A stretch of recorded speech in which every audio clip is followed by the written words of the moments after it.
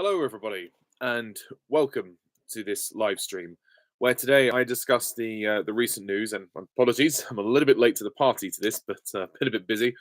The news that Bond 26 now has new producers, and they are David Heyman, who you may know from producing the Harry Potter movies, Wonka, Paddington. Quite a lot of British-based movies, and Amy Pascal, who's known for the Amazing Spider-Man films. Yeah, so good mixture of people. Um, so this is just kind of a quick reaction to the news about that. Honestly, I'm kind of surprised. I'm surprised that they've chosen these people. I don't know too much about Amy Pascal. I mean, I wasn't a big fan of the Amazing Spider-Man films, but I'm sure she's done other great work as well. But David Heyman is the one that I'm very pleased about. I didn't expect that, to be fair. Having grown up with the Harry Potter films for a number of years in my childhood, I feel like David Heyman is probably at the moment the safest choice because he's very experienced in the business. He knows what makes a film British. And I think that Bond has that British identity. And, Barbara and Michael, despite their heritage, wanted to keep the films British because that's where the character belongs. That's how he was written.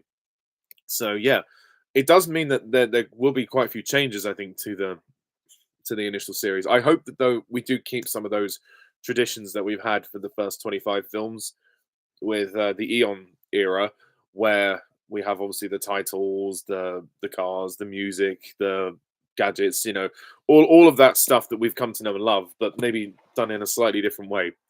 I don't exactly know how different it will be, but I think the choice of producers is good. It gives me some optimism and some hope.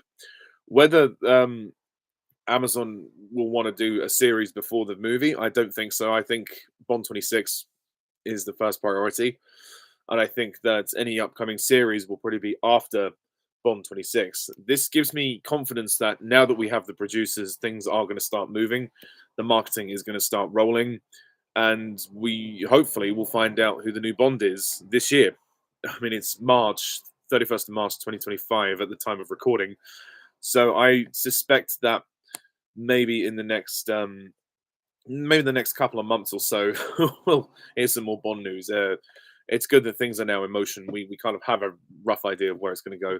So in terms of the film, I mean it's not confirmed obviously, but my initial feeling and trajectory is that it will release probably 2027 in the sort of, yeah, roughly about 6 years after No Time to Die. So kind of a similar gap between No Time to Die and Spectre, but obviously because of a lot of changes, this new one is going to be quite some time in the making, unless they fast track it and get the ball rolling now, and they start shooting before the year is out, and then get it out for next year. But I doubt that's going to happen. They want to make sure it's good. They don't want to rush it out. It's not worth rushing with Bond. I'd say it's worth the wait, but it has been an awfully long time since the last film. So the Bond series is in a transition at the moment. It's in a transitional phase, and I think that we're just going through that. We're just going through that. We need to just ride through that, and then once that's over with, we can enjoy what's yet to come. Hopefully, it might not please everybody. You can't please everyone, but with these two guys in the lead, I think we're in safe hands. To be optimistic, I'm more optimistic about Heyman than I am about Pascal.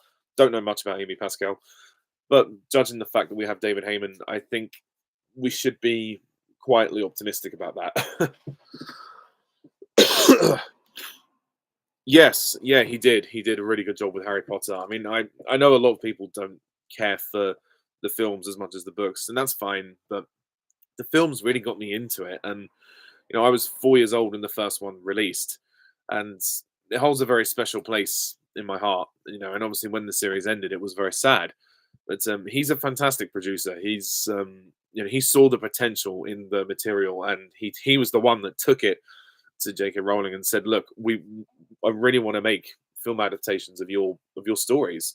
And obviously, the series hadn't even been finished writing at that time, so I think he can spot a good story when he wants to. And given the success recently of the Paddington movies and Wonka, I think financially as well, he's probably a safe pair of hands because he can bring the money in. Although the recent Paddington movie was not as good as the first two, but still very good. In terms of what it means for Bond as a series, I don't know. I'm guessing these guys have signed up to long term produce the movies, all forthcoming films, or well, who knows? I don't know what the contractual obligations are. Whether it's like Barbara and Michael, where they are tied to it for a long time, or whether they'll just change the producers film by film. I don't know. Well, at least for the next one, at least for Bond 26, we've got these guys. So yeah, it's going to be very interesting. I don't think we'll get a real sense of what it's going to look like until we see a teaser trailer or see any kind of posters or marketing. Or, well, first and foremost, knowing who the next James Bond is, and that's obviously been a question going around for well, near enough half a decade, to be honest. I mean, even before Daniel Craig had left the role, people were saying, "Who's the next guy going to be?" And of course, they're not going to announce the next guy before he leaves. But yeah, it has been an awfully long time, and we have been sitting here wondering what's happening. But now we're starting to see what's happening. So hang in there, folks. We'll get there. We will. It's a bit of it's a bit of a skirmish, but we will get there. But no, I think I trust David Heyman, and I think he's going to do a good job, and he should make it feel like the other ones. That's my hope, anyway. I would love Henry Cavill to do it. I think, like I said before in other videos, if Henry Cavill was to get the role now, this would be the perfect time for him to do it. If they're going to get him now. You know, get him now. Have him do like at least 3 movies, and then see where you go from there. But yeah, I mean, it makes business sense to cast him, especially because of how huge he is as an actor, and how much people clearly want him to do it, and he's done these kind of parts before. So if I were David Heyman or Pascal, I'd say we need to audition Henry Cavill again because he clearly can do it. He can do it, but I don't know how young they want to cast the role. So he is in his 40s now, so that's why I say if they want to get him now. Yeah, maybe it is a twist of fate, isn't it? That they all kind of get the part second time round. Um, so who knows? Well, apart from Daniel Craig, of course, because Daniel Craig was essentially headhunted for the role when Casino Royale was being auditioned.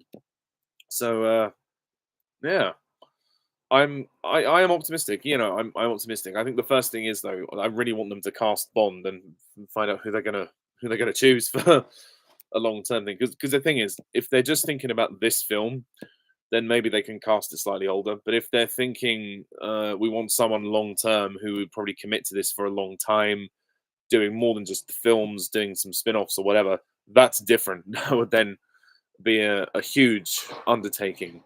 And I mean, it would be a great career move for whoever is cast, but obviously it means a lot more responsibility. So I don't know what they're thinking, but you know, at least we know who's taking the reins. So that's something at least.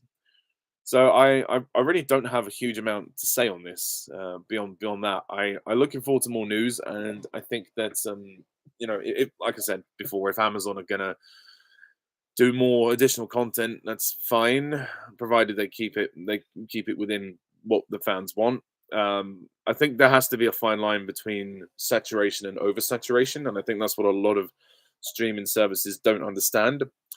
So I hope Heyman and Pascal understand that. Obviously, if it's a business thing, you know, I can understand why. You know, fair enough. You know, they also want more money. Understandable. But I think you know, yes, the fans have clearly been craving more content since No Time to Die. It's been a long time of nothing.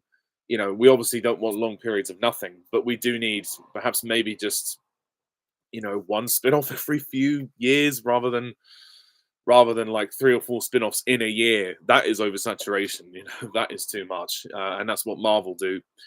And I lose interest and I can't keep up. And Star Wars is headed that way as well. So I'm hoping that Bond doesn't feel like that. But at the very least, I'll definitely stick with the movies and see where they go. So that's kind of all I've got to say about this. But until further notice, we await more news on Bond 26. There's no release date confirmed, but I still think that it will be 2027 based on the current state of the news. and the fact that it's March 25 now. So if they're gonna write a script, they'll be starting pre-production, I imagine, soon once they cast it. But once we don't know who's cast, so I don't know if we're going to get the cast announcement before announcement of pre-production. I would imagine we would, like they usually do that press conference of who's going to be in the film, who's directing it, etc., etc. I would expect Amazon to do a big event like that, but I don't know if they're going to do things the same as Eon. They might not want to, but I'd like them to. I would like them to. But anyway, thank you all for watching. Please let me know your comments down below. What do you think of this news? Are you happy with these producers? Are you not? Who would you have liked to have seen produce Bond 26? What are your hopes for Bond 26 now that we're in this new transitional phase? So until next time, thank you very much for watching, and I'm Pajax Perspective. See ya. Bye for now.